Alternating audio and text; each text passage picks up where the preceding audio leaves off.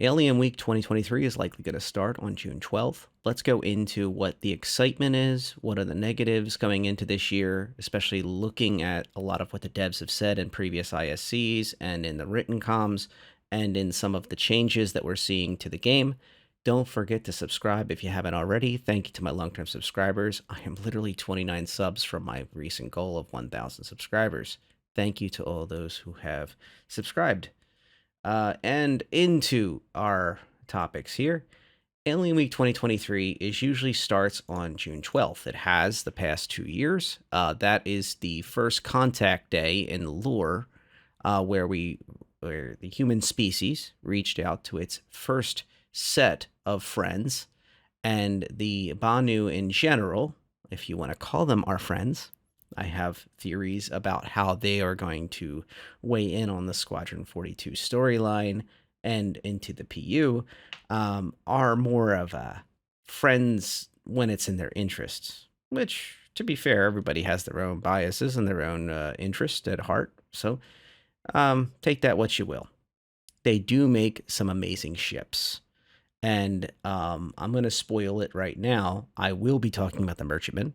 I will not be talking about the Defender, although I do love the Defender, and it's one of my favorite ships. So, my first ship up for Alien Week, which is likely going to be on June 12th and continue on through, although based on the server status, there is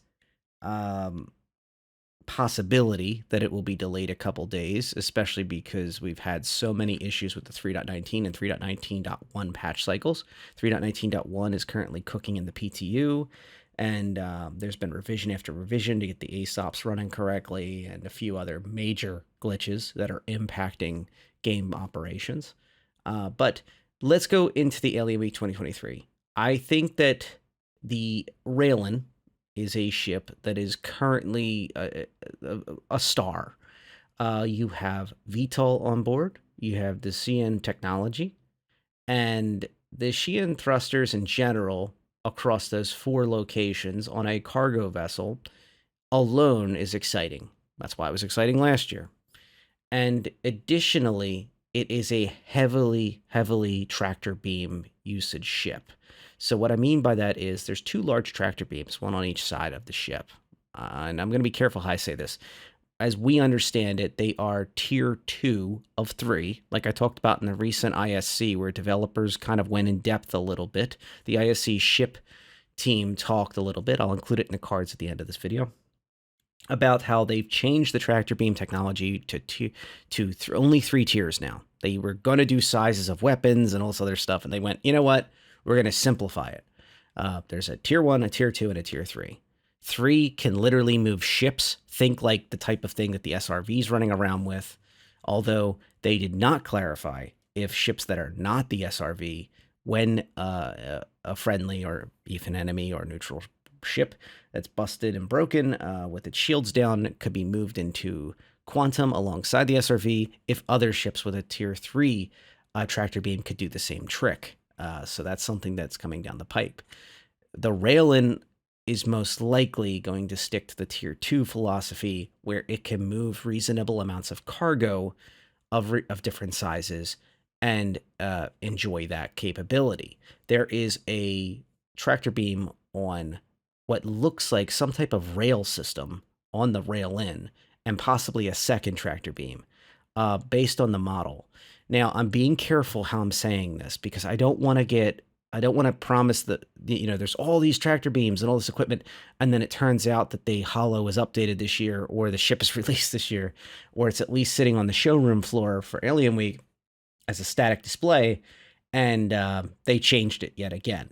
But based on the most recent models we've seen, there appears to be some sort of rail system around the outside, the exterior of the Railen, on the backside of it, designed to manipulate itself, moving the tractor beam around to the most opportune position to each one of those triangles. Those triangles, the devs have said in the past, are covers for square storage spaces inside the Railen. Now, it should be stressed that the Railen does have a rule of cool That those triangles obviously are not the most ideal sizing because they have to be a little oversized to fit these square storage devices inside of them. However, the ship can haul a reasonable amount of SCU.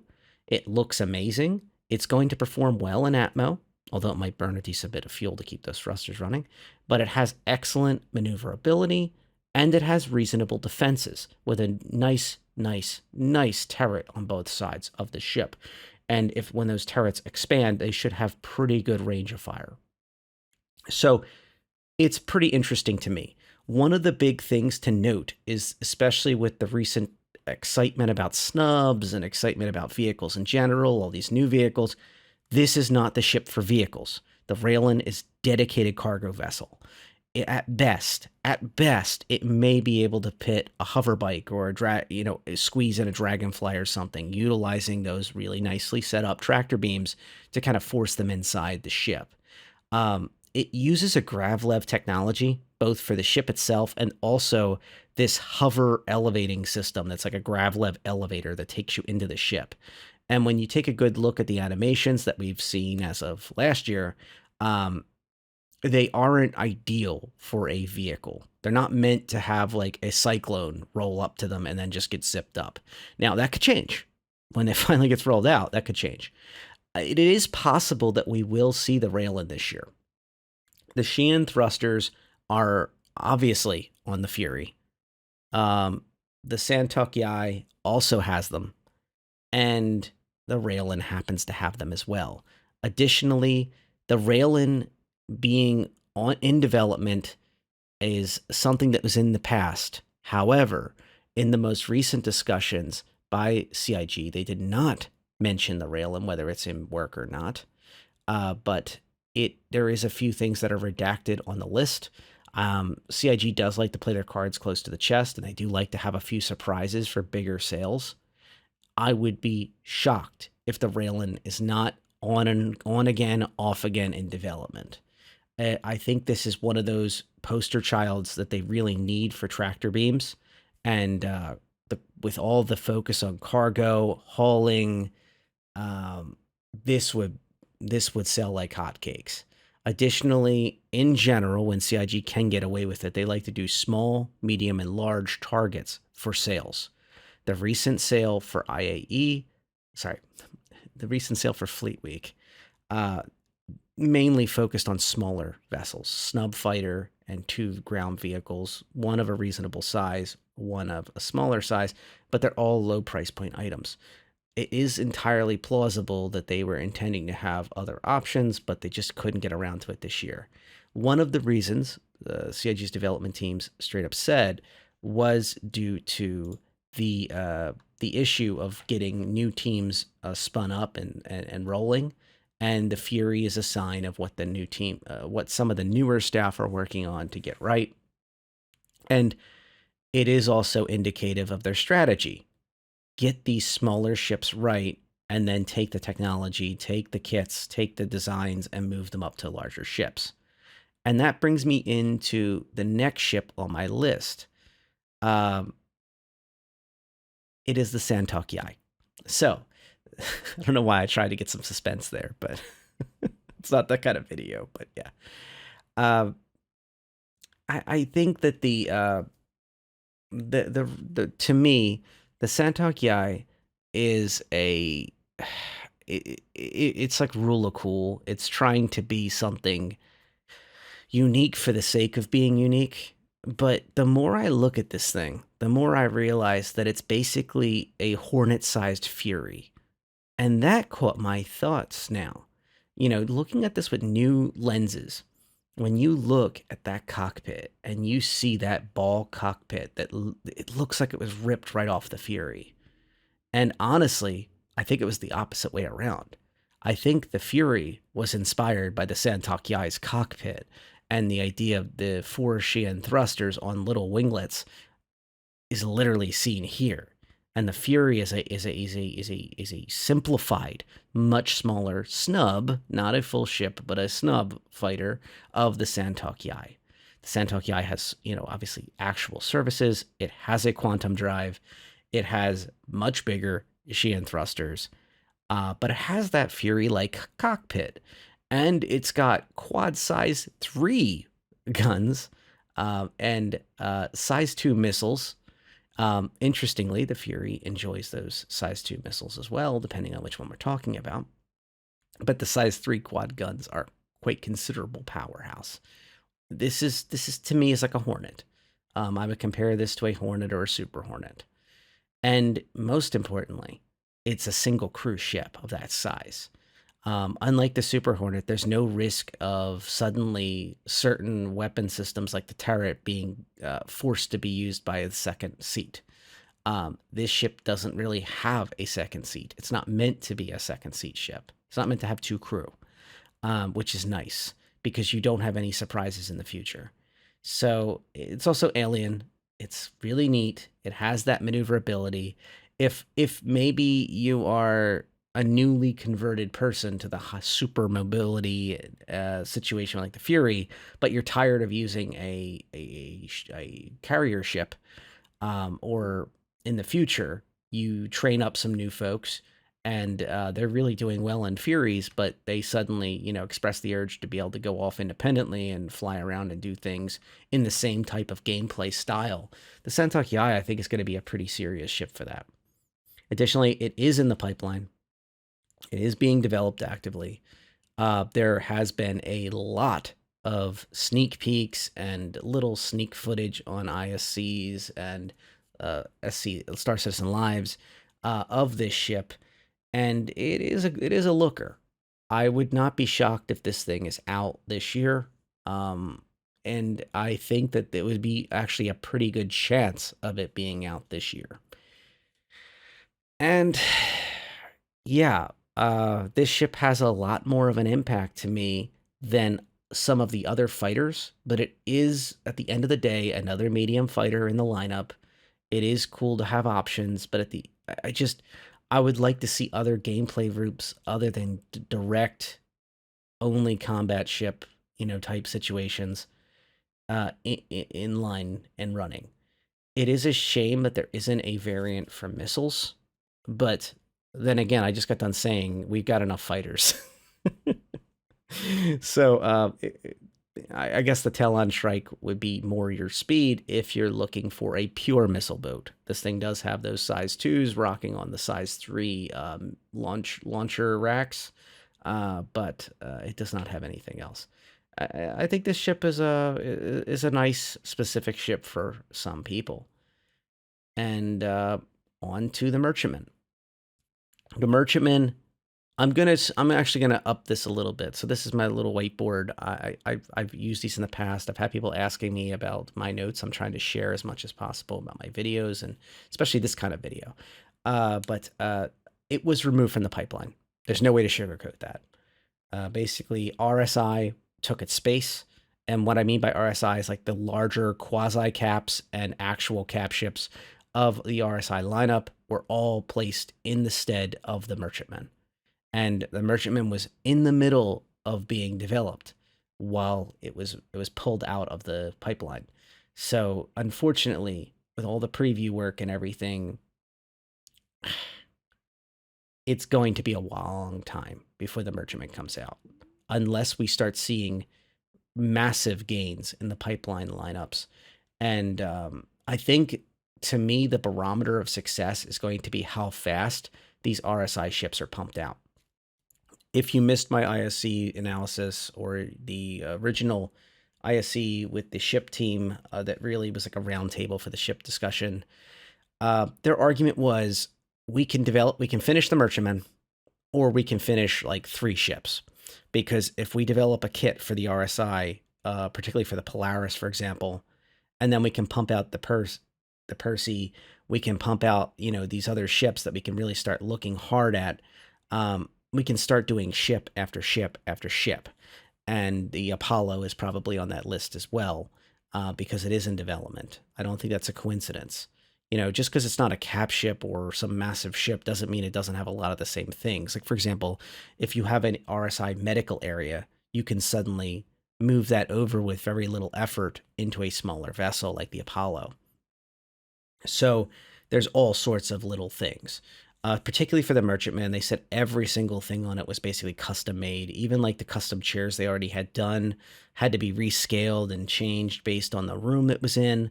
The picture you seeing on the screen here is actually the view from the trade room, and that's into the massive cargo hall.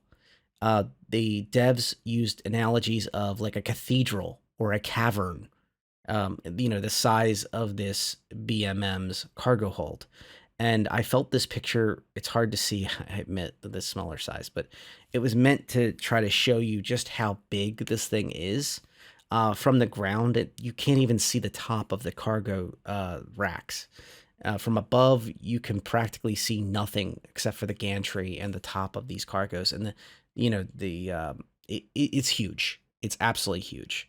And this to me is really why this ship will never lose its value.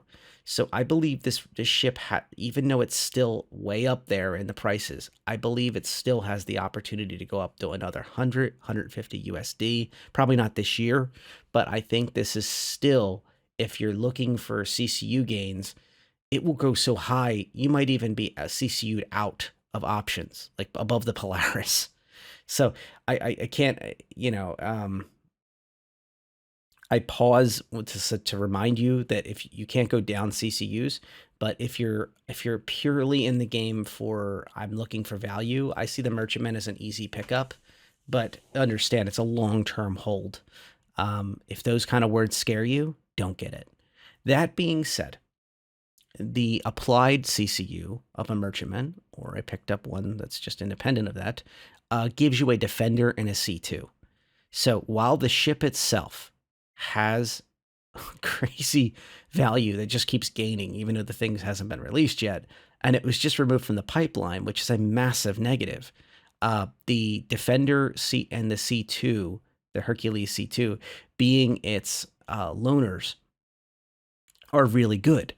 I said earlier, the Defender is fantastic ship. Absolutely fantastic. I would not get it independent only because of the sheer cost of it, unless you're buying it when it's available in game. But the C2 and the Defender are two of the best ships of their classes. The Defender is a pleasure to fly. It's a beautiful ship. It does some serious damage when those singe cannons are kicking right on a good server. And boy, oh boy, is that quantum effect that's unique to the ship, the Banu ships, truly amazing looking. And it has that second seat, but it's a second seat in a good way where, you can have somebody that may join you once in a while, family member, friend, org mate, can just jump in and enjoy the ride and actually sit in their own little cockpit and take part in a lot of the stuff and feel like they're really part of the team. And there's 2 beds in there too. It's quite a ship for its size. You can do box runs with it if you want to. The box will be bouncing around, but there's plenty of interior space in that small little fighter, which is so weird to me. But other ships that are much of the same scale and size do not have an interior, but the Defender squeezes so much into that little crab, it's not even funny. The C2 is self-explanatory. That's a hauler that's not going to go out of style anytime soon. Additionally, unlike the Railen, it has vehicle capacity that's nearly second to none. It's debatable, it's way up there.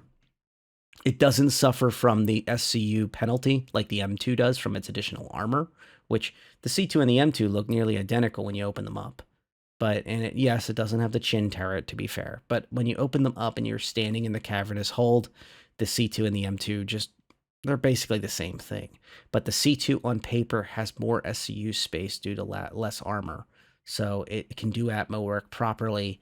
It can, as we continue to have more and more strictness on the cargo and the cargo is more and more real, the C2 will continue to be the king of hauling in Atmo, and that happens to have some vehicle capacity in its pocket as well. The C2 is quite a looker. It is quite a ship. It has a lot of nice area for the crew on the second floor and lots of storage. I would say that this is a great ship. Although, it would be nice to see them, because the Merchantman just got removed from the pipeline, and it's going to be a long-haul ship for applied Merchantmans and picked up ones on the separate. It would be nice to see the BMM get some updated loaners, maybe another ship is in line for this lineup. Um, and that's kind of a fun question. If the Railen comes out, it would be nice to see that added to the loaner list for the BMM. But we'll see. As a reminder, the loaner list is a active thing. I'll add it in the description if I remember, and I will. I don't know why I say that anymore. I really scrutinize the heck out of these videos before they go out. Sometimes I'll leave in little flubs, but other than that, I really go in depth about the chaptering and the audio work and some other fun things. More and more and more. Subscribe. Snubs. Okay, so I think that the Merchantman has an incredible amount of snub capacity, and this has become a hot topic lately. And yes, even people that are not interested in snubs, please don't roll your eyes. This is an important topic. In addition to its defender, which would be sitting up in its hangar nice and comfy on top of the ship, you would have snubs that would be able to add DPS and capacity for protection of the ship inside that cavernous cargo hold. Yes, it comes full circle. That's why the picture for the cargo hold is there. There is massive Gravlev-style gated flooring that is designed to open up towards the front of the Merchantman's cargo hold. So, in theory, if the Merchantman was attacked, say pulled out of Quantum, and it needed to defend itself, it could break out its defender and then break out a pile of Furies as well, and still be hauling a massive amount of cargo and still have an entire marketplace running on the middle. Additionally, having snubs be more popular with this large cargo hold brings up some interesting topics. In addition to the normal docking procedures on this ship, and then the docking, the walkway, the gantry that's like above everything, above the cargo hold and the cargo's gantry, there's like this walkway that's basically for people to admire the massive cargo hold on their way to the sales pitch area, to the two-story marketplace. There is also the capacity for perhaps other people use snubs to come over to your ship. Maybe there's not enough space to dock any more ships. Maybe they don't want to trust you that much. Just the same as you at arm's length want to keep a neutral party. Maybe they want to come over and only commit a snub. They don't want to risk docking their entire fancy ship. Maybe their 890 jump doesn't want to be near your BMM. So bringing a snub over after coming to your sail beacon might become the new meta, and suddenly having your entire hangar on top full of random neutral snubs it's not ideal. So having them at like a zoned off part of your cargo hold might become the new meta for BMMs. You don't have the luxuries of a Kraken where you have those big landing areas on top. And I feel like this cargo hold is going to make or break the Merchantman, and I think it's going to cut it. I think it's going to break in a good way. Although, once again, by the time this dang thing comes out, it could be a couple years from now. I'm sorry to be the bearer of good bad news. I hope it's not. I really hope that the pipeline is accelerated rapidly. I hope a lot of the new hires and their teams integrate into their teams well, and I really hope that that's something that is really good. But, worst case scenario, you have to consider that. And these are ships that are tying up a ton of your store credit. So a CCU to the Merchantman might be wiser, and then consider applying it only if you really need that defender in C2, or you really just want them as your loaners. Consider those loaners the actual ships you're invested in, and then just be happy as you keep seeing the value increase on the Merchantman, and keep a weather eye on whether you should CCU to something else. Off of the Merchantman before it jumps too high out of the CCU range of ships that you're interested in. For the record, the Nautilus is another good jump. That's been something I've talked with a couple people about recently. It seems to be getting a little more attention. It's a solid ship, and that's an example of options you have right now that you can jump from the Merchantman to things like that. At like IAE, you can CCU from the Merchantman to any Hammerhead, Nautilus, Percy, these ships that are, the Percy, the Naut, And of course, the Polaris are coming in line. The Polaris is probably going to be another limited ship sale item, especially as it gets closer and closer. But if it's not, and then you can CCU to it again, that would be great. All of those are options right now. If the merchantman keeps gaining value, it may price itself out of the market, and the only thing left is like an 890 jump. And I don't think it's worth CCUing from a merchantman to an 890 jump. Nothing wrong with the 890, but it's a different skill set, a different type of ship, and it's not going to make, in my opinion, it's not really designed to make you the kind of money that a merchantman can, or the logistics backbone that a merchantman can offer an organization, more importantly. Okay. My final thing has nothing to do with Alien Week, but I do believe it's going to come up very, very soon. It's the Spirit series. And I have some little details here I really wanted to go over. First of all, I believe that the Spirit series is deep in development. And reading between the lines, we can see that the C1 has that tractor beam. There's the picture of the C1 there. It gives up a turret to get this dang tractor beam, but that tractor beam is in a nice position on that rail system that it rides. And you can see a pattern here where these tractor beams that can manipulate their position into different locations are really useful. Like, for example, on the Railen. I see the tractor beams as being very useful, and I see the Spirit C1 as a great poster child for that class of ship, especially for a ship that basically people that don't want an alien type ship or an expensive ship like the Railen. I'm saying expensive like in the perspective of somebody that's, buying, say, for example, has a Cutlass Black, and that's their main ship. The Spirit C1 is a solid choice.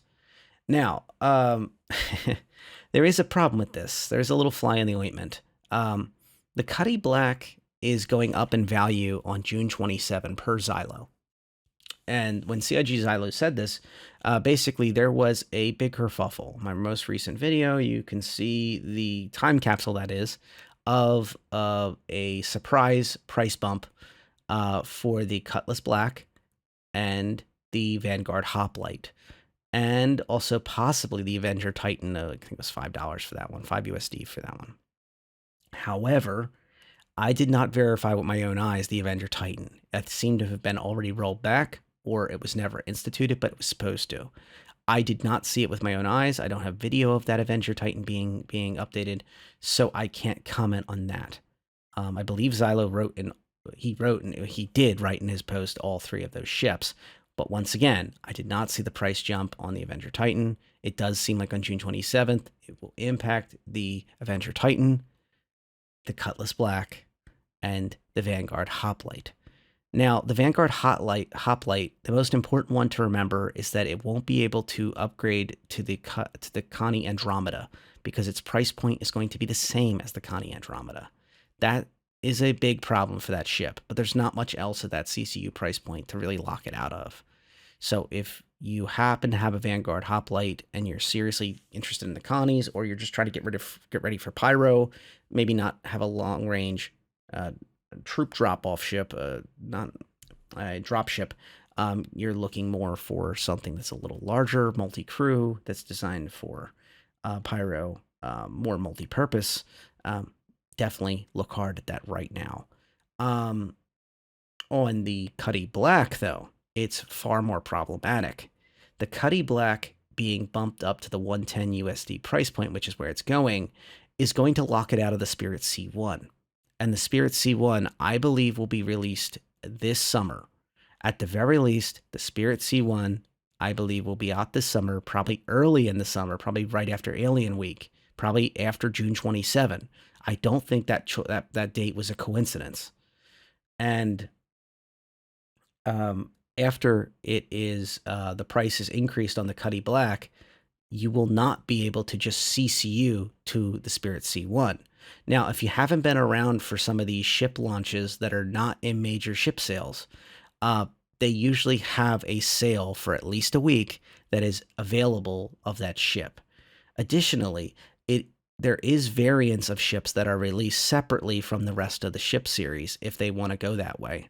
So if the A1 or the E1, let's say the Mixmaster and the way the VIP luggage system and stuff isn't ready, they can release the C1, make it a loaner for the other ships.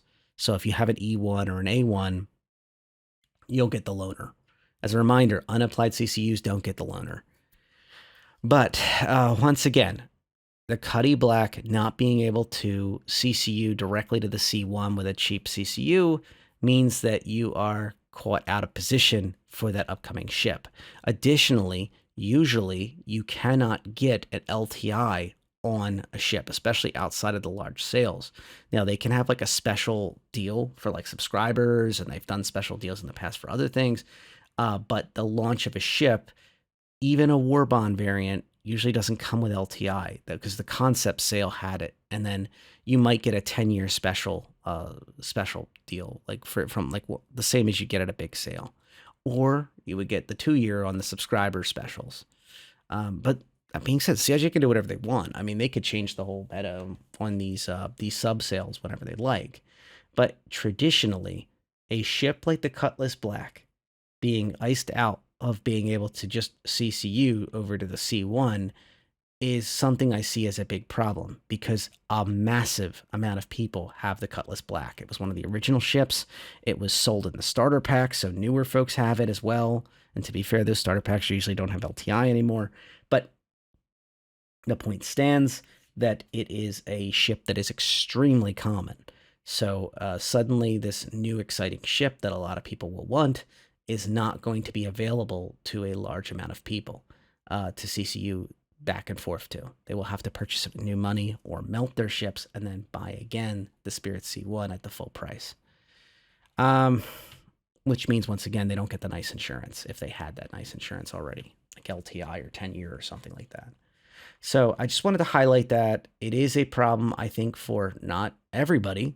There's probably a lot of people listening going, why are you spending like a minute straight just talking about the Cuddy Black to C1 CCU pathway?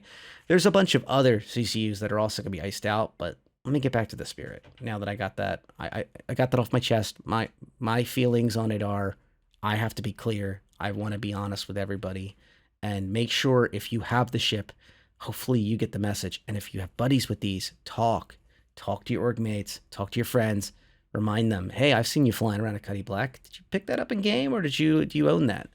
And by the way, there's a whole bunch of CCUs. Anything that's at the 110 price point, you're not going to be able to CCU to. So you better make some quick decisions in the next month before June 27. Okay, so back to the Spirit series. I think these ships are going to be one of the biggest sleepers of the summer. That's like sleeper hits. So the C1 series, the tractor beam placement is fantastic, much like other modern ships. And what I mean by modern isn't derogatory to other ships. I just mean that it is perfectly placed for the cargo system as we have it. Being able to tractor beam move that rail down, and then tractor beam from the back of the ship and throw stuff in, and then be able to manipulate cargo that's in front of the ship or to the side of the ship when at will is going to be amazing with this remote tractor beam system. And that ship is going to be able to haul some vehicles, which, once again, not meaning to pick on the Railen, but it is something to be noted. It does have a bulkhead-style doorway. I'm curious to see exactly what will fit through that, but I think the C1 is going to be quite a looker. It's also supposed to be more maneuverable than many other ships, and it should have good atmo performance with those wings. It's just how it is with CIG. If they make it look aerobatic, it's usually good at atmo. Additionally, I think it's fair to give a nod to the A1 and the E1. I don't think it's out of the realm of possibility to see all three of them developed this summer. I think that the holo on the A1 this year at Fleet Week, Launch Week, Invictus, whatever we're calling it now, Launch Week is the official term now for 2953. I think the A1's holo was extremely detailed. It was the only one they had there because it is the one that the UEE Navy is utilizing, it appears. We can't say for certain that the other ones have as good detailed holos, which is a detailed holo that's been updated usually is a good indication the ship is well into development, like beyond even just the simple stuff. And the sneak peeks we've been seeing of the A1 seem to be pretty far along. At the very least, we will see the C1 this summer, 99%, Do me a favor. Only get the pitchforks out in late summer though. And I think there's a very good chance that we will also see the A1. I think that that's another ship that's going to be solid. As a reminder, size 5 bombs are really something that I think are going to need to kind of get tuned in. What does 10 size 5 bombs look like? And can you do anything in space with them properly? Also, like the A2, will it have the problem where if an enemy shoots your Moab, that's the mother of all bombs, the size 10 you drop, and they manage to shoot it right after it leaves the ship, will it be able to destroy the ship? I'm curious if those size 5s will have dispersed out damage so one can't destroy the A1 in one hit. Hopefully that's the case. Because that'd be kind of a problem, especially if you're actually using it appropriately and you're trying to drop size 5 bombs on a target on the ground, like say for example a Centurion or something, and it shoots your bomb while it's still falling and blows you up. That's not good. I think the only one that we won't see this summer possibly is the E1, mainly due to the extra points I pointed out with the Mixmaster and with the VIP luggage system.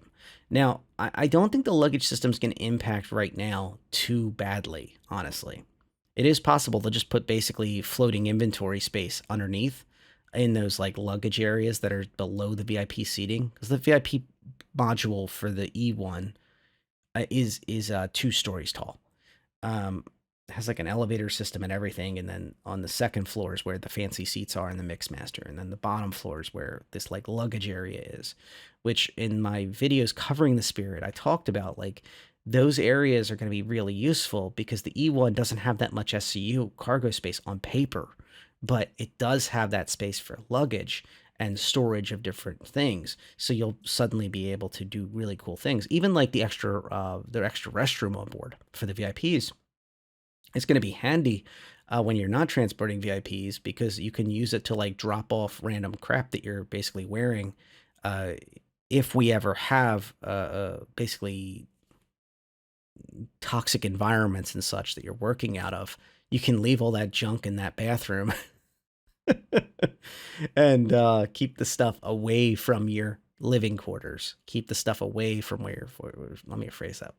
Your cockpit area, your crew area that's in the front of the ship. It doesn't have like really fleshed out crew quarters or something. It's more of a short range Learjet, really. It's a fascinating ship, the E1. I am biased. Full disclosure here. I do have an E1. I picked up a E1, and I'm really looking forward to it.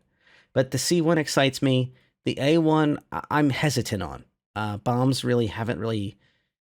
I don't see them having like an amazing place right now, except during major events like the current event that we're dealing with Jump Town 2 point whatever, and perhaps in the future if they continue to push down the road towards theater of war.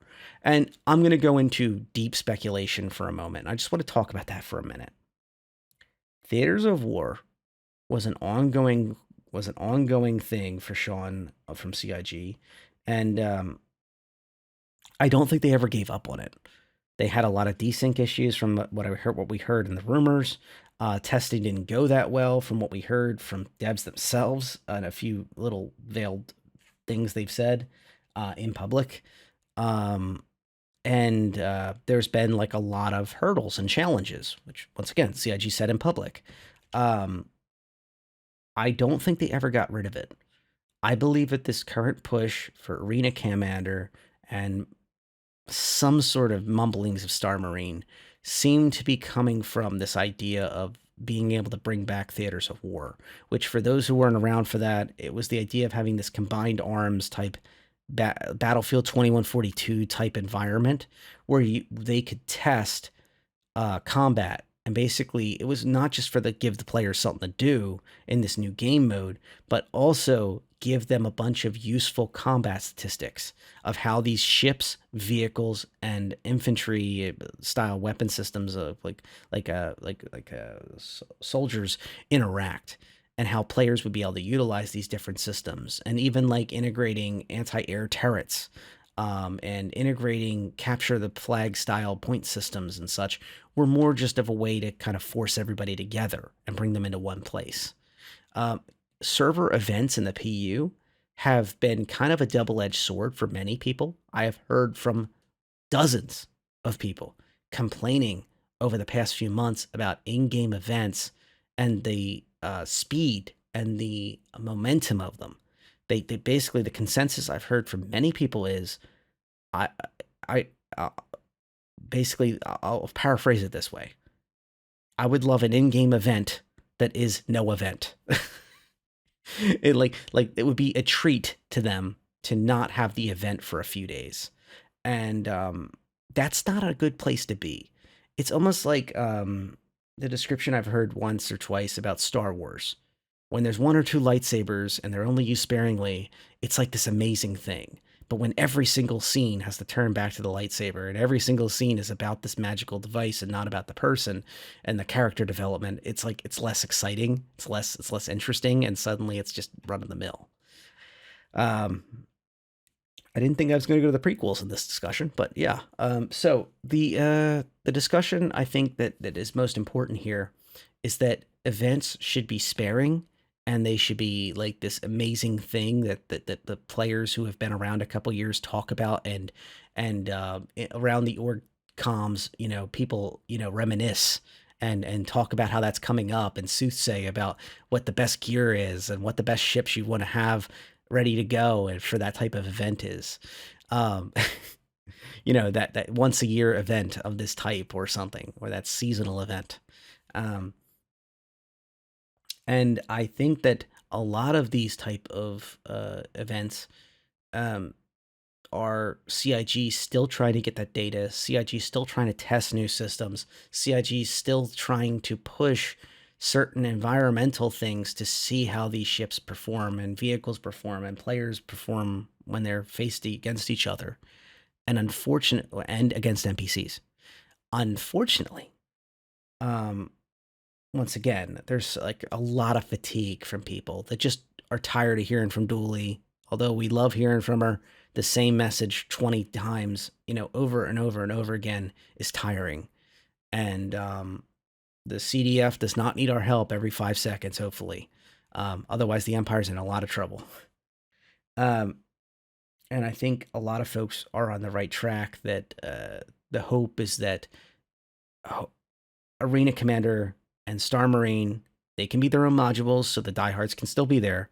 But really, the vast majority of players will kind of migrate over to Theaters of War, and that would be the place that CIG can kind of get that combined arms effect and test all these different systems, creating environments of the players versus players, and players versus hopefully NPCs in the future as well, or a mix of co-op and such.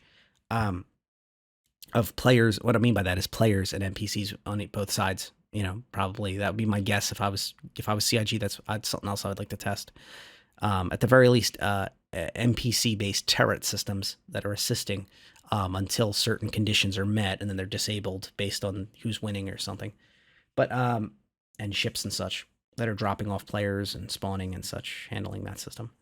But whatever type of technology they're trying to get, it seems like that would make more sense than just constant daily events in the PU, kind of slowing people's natural progress down in the main PU.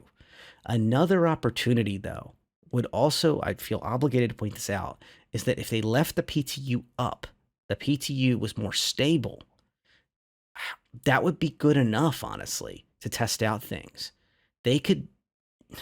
CIG sets the tone for the PTU.